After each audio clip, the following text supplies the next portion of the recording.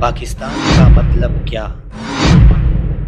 قائد اعظم کی دادی کے یہاں 11 بیٹے مر گئے، 12واں بھی مر جاتا، مر گیا۔ جب مر گیا تو قائد اعظم پیدا ہی نہیں ہوئے۔ جب قائد اعظم مر گئے مسلم لیگ بنی نہیں۔ جب مسلم لیگ بنی نہیں پاکستان بنا نہیں۔ جب پاکستان بنا نہیں تو پاکستان مر چکا، مر گیا۔ پاکستان مر چکا، مر گیا۔ پاکستان مر چکا، مر گیا۔ تو کس نے بنایا پاکستان؟ پہلے ذوالجناح نے بیٹا دیا قائد اعظم کی دادی کو، ذوالجناح سے بات چلی، پاکستان پہ ختم ہوئی تو پتہ چلا پاکستان ذوالجناح کے سموں کا صدقہ ہے، گھوڑے کا صدقہ، گھوڑے کا صدقہ۔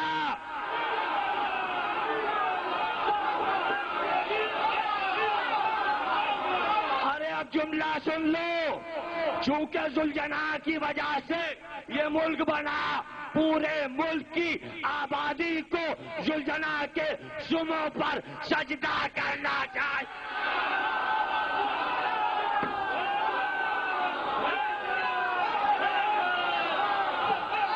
جھوٹے ہو، خدا داد نہیں ہے، خدا نے یہ ملک نہیں دیا، گھوڑے نے دیا ہے۔ خدا داد نہیں ہے، خدا نے یہ ملک نہیں دیا، گھوڑے نے دیا ہے۔ خدا داد نہیں ہے، خدا نے یہ ملک نہیں دیا، گھوڑے نے دیا ہے۔ پاکستان کا مطلب کیا؟ لا الہ نہیں، پاکستان کا مطلب کیا؟ ذوالجناح۔ پاکستان کا مطلب کیا؟ لا الہ نہیں، پاکستان کا مطلب کیا؟ ذوالجناح۔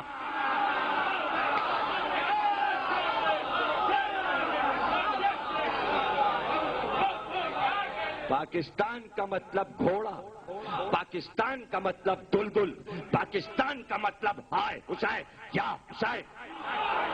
ارے حسین کا شبی کا گھوڑا جب دعائیں پوری کر دیتا ہے تو حسین کیا ہے جو رب بن جاتے۔ حسین کا شبی کا گھوڑا جب دعائیں پوری کر دیتا ہے تو حسین کیا ہے جو رب بن جاتے۔ حسین کا شبی کا گھوڑا جب دعائیں پوری کر دیتا ہے تو حسین کیا ہے جو رب بن جاتے۔ پاکستان دنیا کا وہ واحد ملک ہے جو لاکھوں انسانوں کی قربانی کے بعد خالص اسلام کے نام پر حاصل کیا گیا۔ اسی لیے یہ نعرہ بھی لگایا گیا، پاکستان کا مطلب کیا؟ لا الہ الا اللہ۔ پاکستان کا مطلب کیا؟ لا الہ الا اللہ۔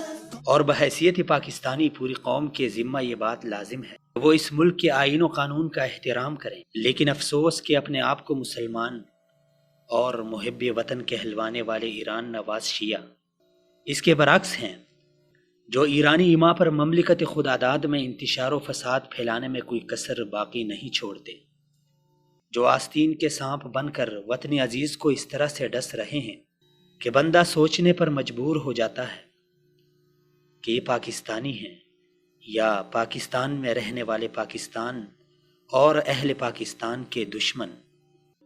آپ نے خود اس شیعہ رافضی ذاکر کی باتیں ملاحظہ فرمائیں جو پاکستانی قوم کا نظریہ تبدیل کرنے کی کوشش کر رہا ہے، جو فقہ جعفریہ سے تعلق رکھنے والے افراد کے خلاف نفرت کی سوچ پیدا کر رہا ہے۔ اس کی باتیں سن کر شیعہ حضرات سے یہی درخواست کرنے کو دل کرتا ہے، خدارا ان گمراہ ذاکرین کے مکر و فریب سے نکل کر محب وطن بنیں، شرک و بدعت سے اپنے دامن کو پاک کریں اور ان ذاکروں کا کڑا احتساب کریں جو دین کے نام پر آپ کو گمراہ کر رہے ہیں، جو معاشرے میں آپ کے خلاف نفرت بڑھا رہے ہیں، جو آپ کو محب وطن بنانے کی بجائے وطن دشمن بنانے کی کوشش کر رہے ہیں۔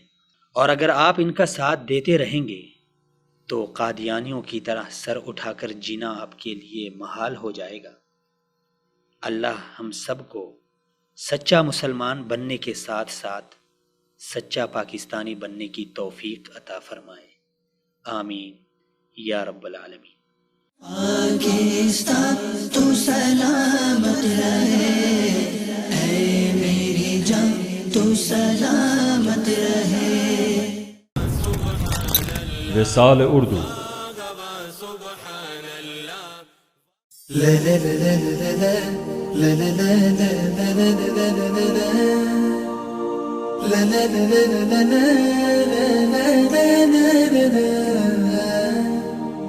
la la la la